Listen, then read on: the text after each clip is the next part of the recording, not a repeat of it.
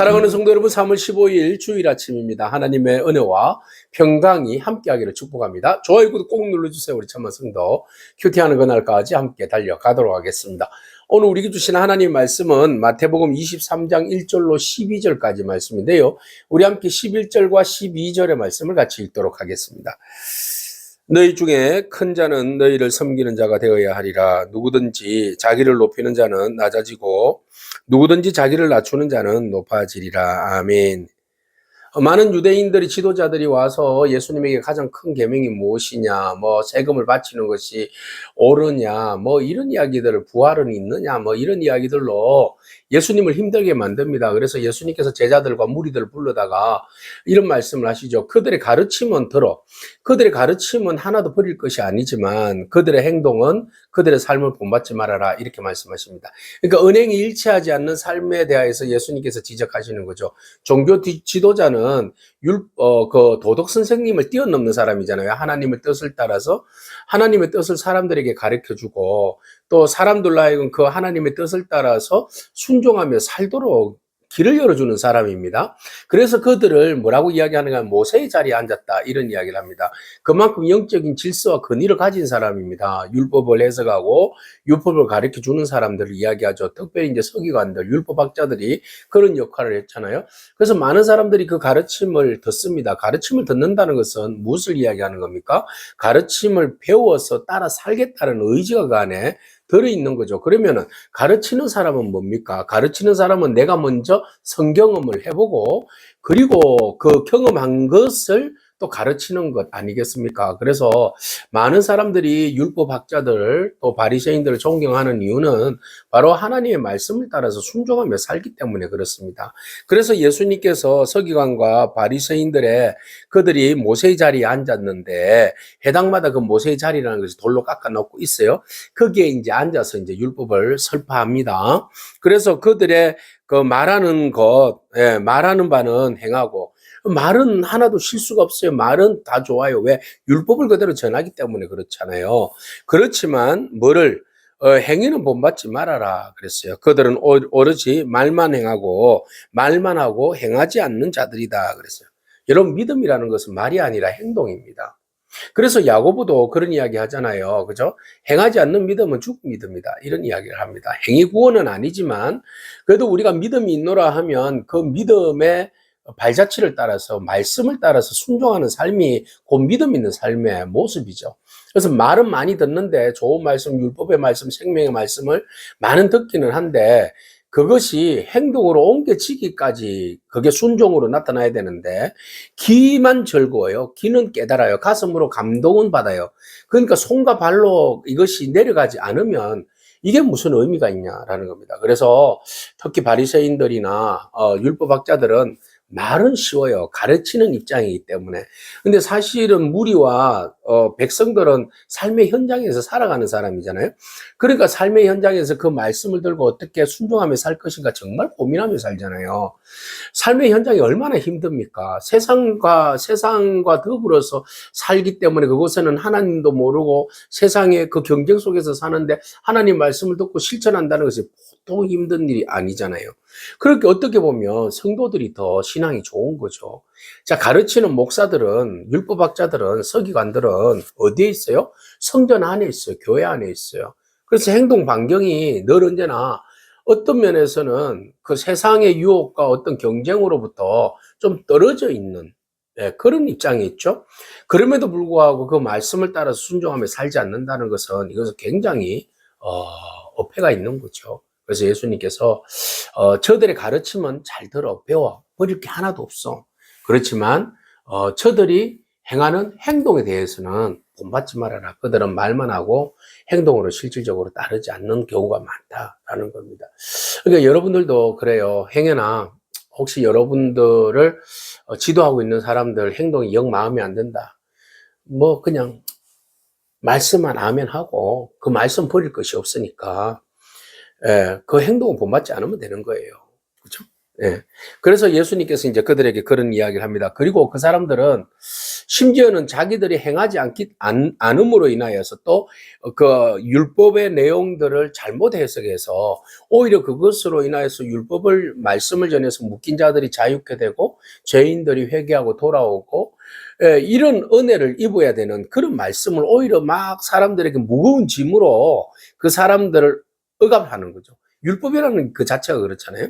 율법으로 계속 사람들을 중압감에 막 집어넣는 거예요. 그래서 율법을 지켰냐 안 했냐, 율법의 정신과 율법이 말하고자 하는 그 속뜻은 알맹이를 던져버리고 껍데기만 들고 사람들에게 계속 위압적으로 이야기하죠. 그러니까 사람들은 아니 당신들은 성전에서 그 말씀을 전하고 또 그 말씀 따라 살기가 쉬운데 그것도 안 하지만 우리는 생활 속에서 현장 속에서 우리가 정말 세상과 더불어서 경쟁하면서 하는데 우리가 이 말씀 다 지키려고 하면 우리는 이거 다 지킬 수가 없어요. 316가지 당신들이 그거 만들어 놓은 거 우리가 다 지킬 수가 없는데 왜 자꾸 우리를 정죄하냐고 사람들 너무너무 힘들어하죠. 그러니까 예수님께서 그렇게 말씀하신 거예요. 무거운 짐을 묶어가지고 말이죠. 사람의 어깨에 지워. 그런데 자기는 손가락 하나도 움직이지 않아.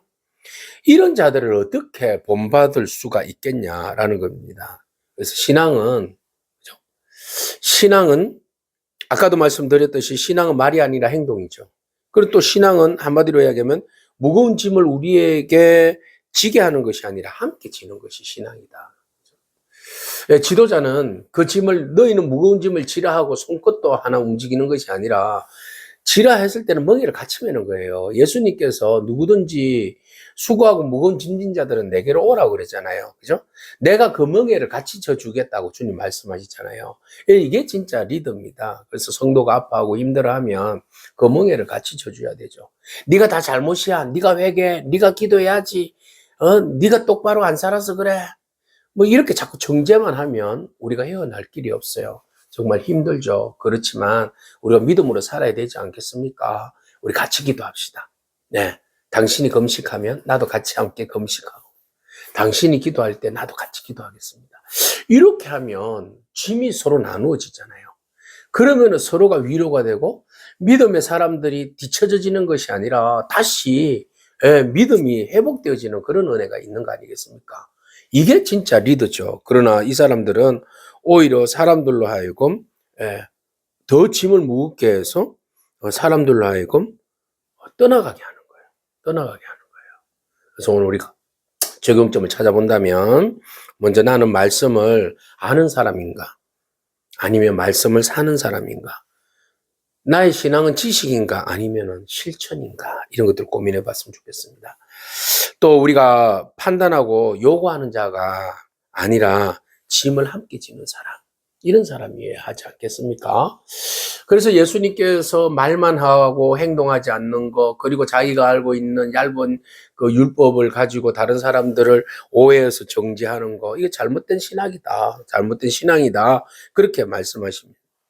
그리고 이 사람들은 늘 언제나 사람들 앞에서 높아지기를 원하는 사람이에요. 그래서 진정으로 하나님의 사람, 하나님께서 높이는 사람은 어떤 사람인가? 그래서 너희들은 스스로가 높아지려고 보십시오. 5절에 보니까 사람들에게 자기들은 막 행위를 보이려고 해요. 그래서 경문띠 있잖아요. 경문 이거 함이잖아요. 말씀, 시아마 말씀이 들어있는 거. 머리에 이딴만하게 달고 다녀요. 혹처럼. 손에도 이딴만하게 막 끈으로 묶고 다녀요. 그리고 그 찌찌대라고 하는 그 옷줄 있잖아요. 그 경건을 나타내는 그 줄이잖아요. 그걸 막 옷줄을 질질 끌고 다니죠. 길게 길면 길수록 우리의 권위가 우리의 어떤 영적인 어떤 신앙적인 부분이 더 영적이다 이렇게 이제 표현하는 거죠. 그러니까 막 사람들한테 보이려고 막 그러고 돌아다닌다는 거예요. 그리고 잔치집에 가서는 막 윗자리에 앉고요. 회당에서도 높은 자리에 앉고요. 막 시장 가서는 사람들에게 막 문안받고요. 사람들이 라삐 오셨습니까? 라삐요 이렇게 하면 막 기분이 어쓱어쓱 자기가 최고인 것처럼 그렇게 하고 돌아다닌다는 거죠. 그래서 모든 사람들 앞에서 일부러 높임 받으려고 애쓰는 사람들이 많은데 그러지 말아라. 라삐로 칭함받기를 좋아하지 말아라. 진정한 선생은 한 분이다. 너희들은 다 형제지 않느냐. 그리스도가 참 랍비죠. 그리고 서로가 이 땅에 있는 자를 아버지라 하지 말아라. 너희의 생명의 주관자가 아버지는 누구야? 하늘에 계신 하나님 한 분이시다. 지도자라 칭함받는 거 좋아하지 말아라. 진정한 리더는 한 분, 그리스도시다. 너희 중에 그래서 큰 자는 계속 자기를 높이려고 하고 권세 있게 하려고 하고 자기를 막 드러내려고 하지 말고 오히려 섬기는 자가 되어야 한다. 역반응을, 그죠? 예. 역주행을 이야기하는 거예요. 그러니까 자기 스스로를 높여서 존경받기를 원한다면, 아니, 그게 아니고, 하나님 나라의 셈은 절대적으로 내 자신을 낮춰야 하나님께서 높여주신다. 라는 원리를 이야기하고 있어요. 누구든지 자기를 높이는 자는 낮아지고, 누구든지 자기를 낮추는 자는 높아지리라. 이것이 바로 진정한 리더의 모습입니다. 그래서 우리가 행여나 우리 안에 이 모든 것들은 어디로부터 시작돼요? 위선으로부터 시작되어져요. 나 자신을 드러내는 것은 내 속에 있는 것을 감추기 위함이요.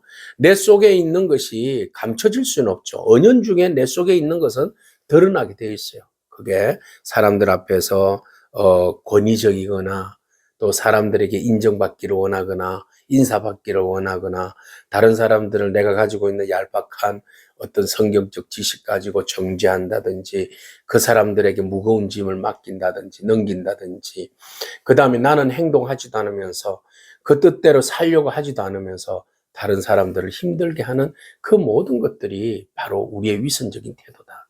주님은 종교 지도자라고 해서 다 존경할 사람은 아니다.